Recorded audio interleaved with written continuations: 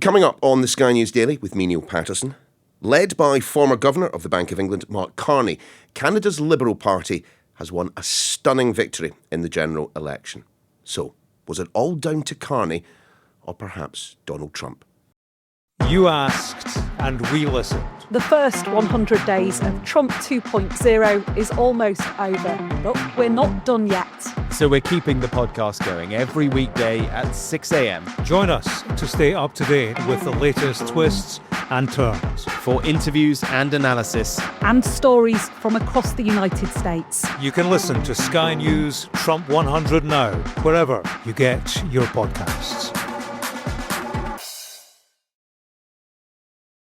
What I'd like to see, Canada become our 51st state. If people wanted to play the game right, it would be 100% certain that they'd become a state.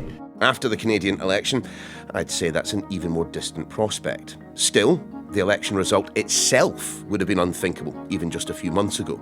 The former Governor of the Bank of England, Mark Carney, and his Liberal Party continue to run Canada. Carney took over as Liberal leader and Prime Minister after Justin Trudeau resigned in January.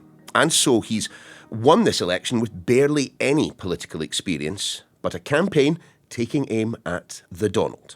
President Trump is trying to break us so that America can own us. That will never, ever happen. Mark Carney there at his victory rally, and we'll be focusing a bit more on the man a little later with someone who knows him well, our economics editor, Ed Conway. First, though, Professor Drew Fagan. Now, Drew has worked across regional and national government in Canada, is considered one of the country's foremost public policy experts. In short, he knows a lot more about Canada than I do. Drew, there are winners and losers in every set of elections. So what were the stakes in this one? The mood in Canada, is like it has been for the last 3 months or so, which is very different than the mood that we had, say, last fall or a year ago. In political terms, until the end of 2024, the focus was really on change after 10 years of Liberal leadership. And the focus was on cost of living issues, primarily housing costs, but not exclusively that. And then, of course, Trump was reelected. And very quickly, even before he took power on January 20th, he was talking about annexation, which hasn't been talked about in a Canada-US context for 100 years, and things changed completely. So the issue of the election became almost existential. Now, where you stand in terms of the results overnight, it kind of depends on where you sit, but it's a really interesting time here. Was this truly a single issue general election? And if so, should it have been? So we've had a number of elections focused on Canada-US, most recently in 1988, which was about free trade with the United States. This was like that. It had one issue dominate. But what's interesting in terms of the results are the polling showed the Liberals in majority territory as recently as 10 days ago. And as the everyday headlines in terms of tariffs have declined, there came back a focus on everyday cost of living issues, and the Conservatives got a little bit more of a lift from that because the desire for change in the country remains strong. So I guess I would say it was mostly a one-issue election that served the Liberals well, especially given Mark Carney's experience both in Britain and in Canada. But there were others bubbling below the surface. And again, those were to be the dominant issues 6 months ago. Then Trump upended everything. So I'd say one with an asterisk. So do we think then Donald Trump won the election for the Liberals? Yeah, I think you can come close to that. You never know exactly, but I think that's fair to say. And in part, it was because of the confidence Canadians have in Mark Carney himself. Otherwise, if it had been the status quo, the way things looked last fall before the U.S. election, I think the Conservatives would have won.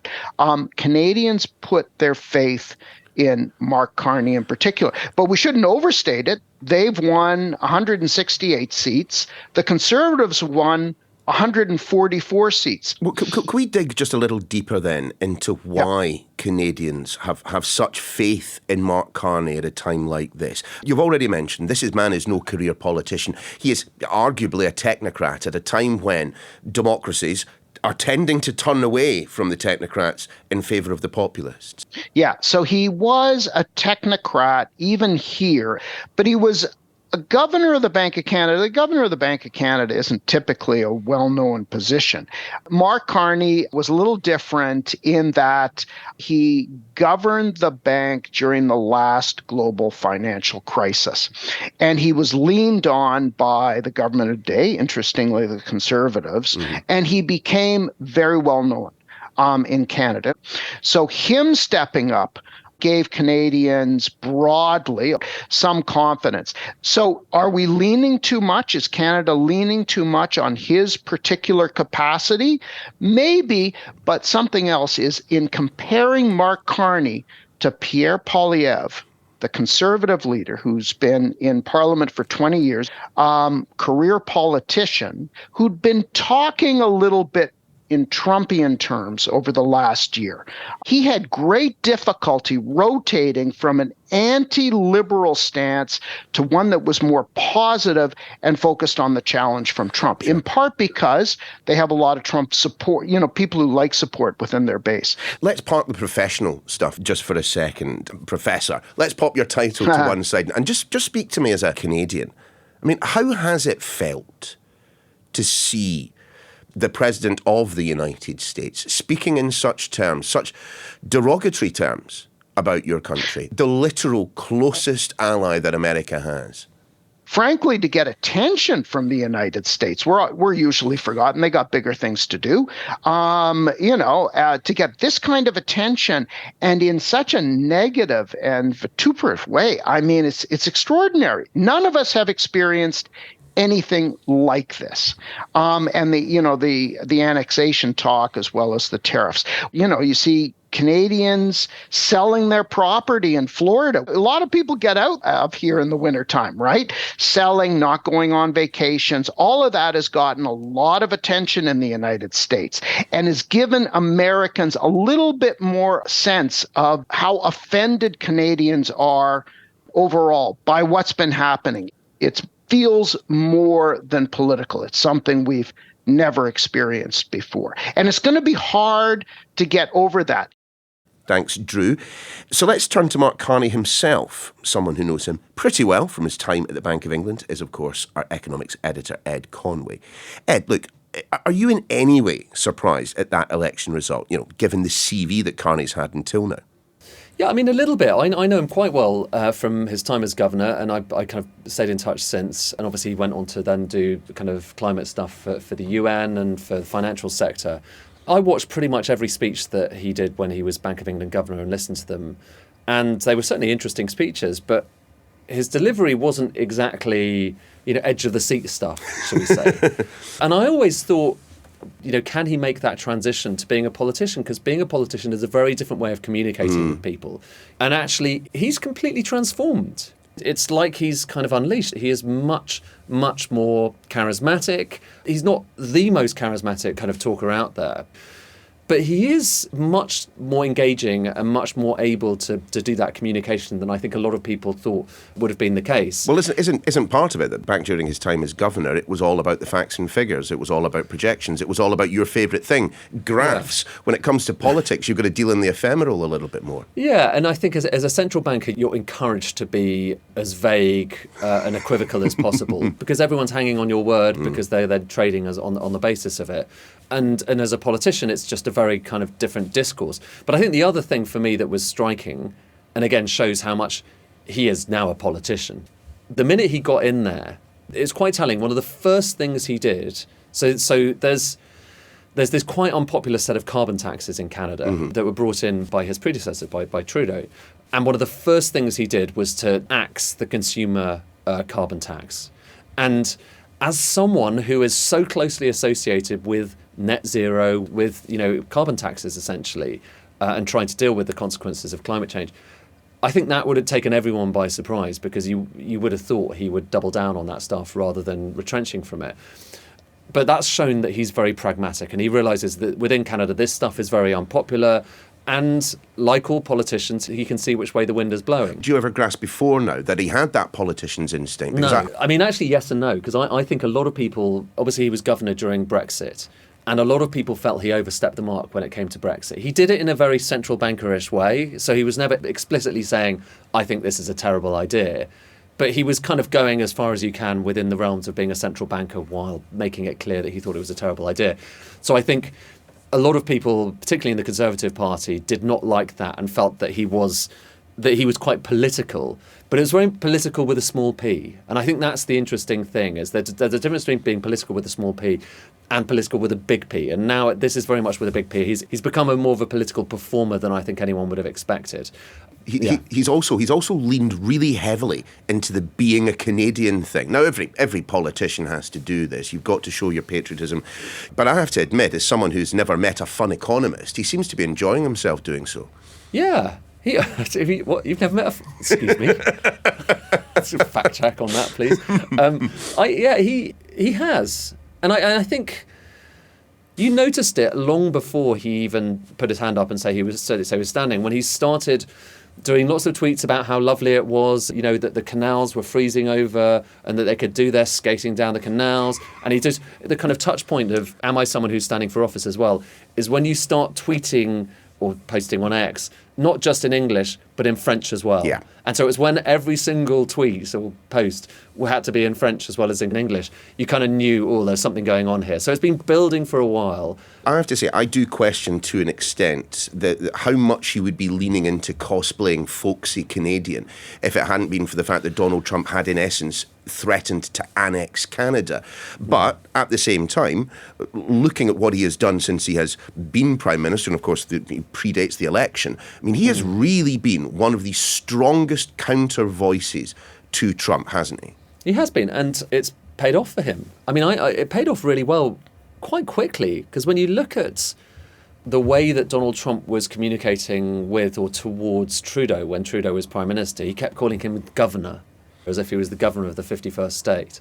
Very mocking. Carney came in as Prime Minister and very quickly said, well, I'm just not even going to have a conversation with him until he stops doing that. And he did. And he not only did stop doing it, but after their first call, he posted on social media in the most glowing terms that you've seen him post pretty much about any other world leader, maybe apart from the ones he's not supposed to be kind of posting positively about. Calling him Prime Minister for a start, tick, but also saying he's looking forward to working with him. And also, I think at the time, saying he's looking forward to working with him after the election, so almost prejudging his election victory. Well, Trump does love people with impressive CVs, or what he perceives to be impressive CVs. Yeah, and Carney's got an impressive CV. Carney positions himself as an alpha. I mean, to use those kinds of terms, that's the kind of thing that Trump really responds to. And he clearly did within these meetings with him. And he's clearly been very, as you say, one of the fiercest kind of critics and opponents to these American plans. And essentially, it's almost like a war footing. He's won this election almost like a war leader, saying that I'm going to defend the country. And the big question now, Neil, is if those tariffs get reimposed, then it's going to hurt both America and Canada. It hurts Canada enormously, okay, so recessionary for Canada, but it's really bad for America as well. And Canada does have some levers here that it can pull, and I imagine that Carney's very well aware of that. The question is how he pulls them, whether he pulls them, and the extent to which Trump responds to that. But definitely the ball's in their court now, because Carney, he's got his mandate. He's got his mandate to fight, ultimately. I am living in a world where Mark Carney is considered an alpha. Dear Lord, I didn't really understand it in the first place. But no, look, Ed, let's just tell me, are we likely to see more of this? I mean, there is a difference between a campaigning Prime Minister, a Prime Minister in an election campaign, and a Prime Minister once he's secured his next term. I mean, do we get the impression that Carney is willing to follow through on the more robust end of the rhetoric that he is pointing at the White House right now? I think so. I mean, it's hard to see what the alternative is. So it would be pretty extraordinary if there weren't some kind of deal soon. And actually, Donald Trump has already kind of shown his hand. When Trudeau turned up and said, look, we'll put more border guards there, actually Donald Trump did fold the first time around and then try to reimpose those tariffs. So I suspect we'll get some sort of a deal. But I think Carney will go in quite hard because, like I say, he's literally just won this election off the back of being a tough opponent to Donald Trump. And so it doesn't really benefit him to completely change now he's in office. Thanks, Ed. That is your lot for this edition of The Daily. We are back again tomorrow. You asked and we listened. The first 100 days of Trump 2.0 is almost over, but we're not done yet. So we're keeping the podcast going every weekday at 6 a.m. Join us to stay up to date with the latest twists and turns. for interviews and analysis. And stories from across the United States. You can listen to Sky News Trump 100 now, wherever you get your podcasts.